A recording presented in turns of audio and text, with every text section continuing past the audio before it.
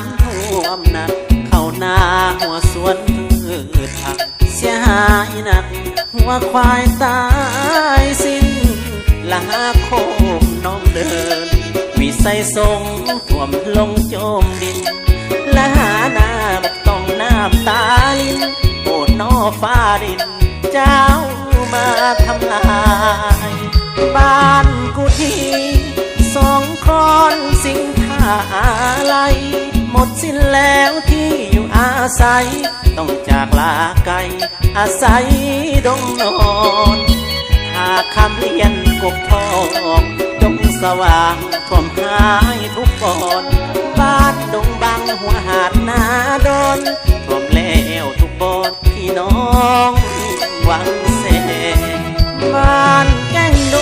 นน้องกระต่ายน้ำท่วมวัดวาขันทยาหนาทั้งโซกาดอนเขียวนันนาข้าวนาจมหายดอนห่วงพะแลงอยู่จังใดน้องขอส่งแห้งใจอดทนสู่บ่ดนฟ้าใสเข้มแข็งกันไว้เด้อพี่น้องบ้านเฮาเมืองสองคนน้ำท่วมหลายบ้านหลายบ่อนจึงฝากเพลงนี้ขอวอนพี่น้องลาวแบ่งปันน้ำใจคนละนิดละหน่อย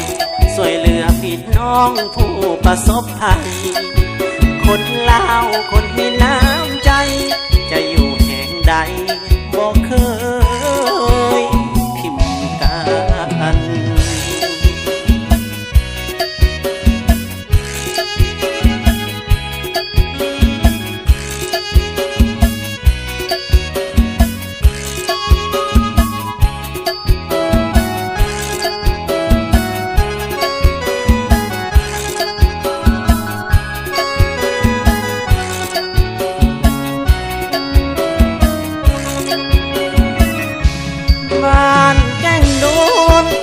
กระต่ายน้ำท่วมวัดวา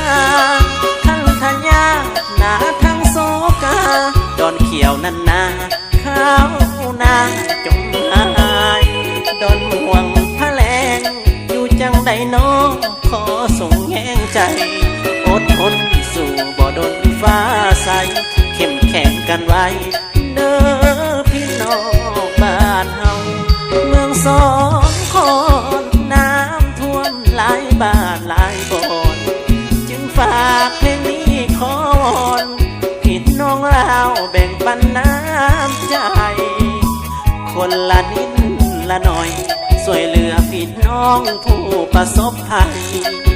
คนลาวคนมีน้ำใจจะอยู่แห่งใด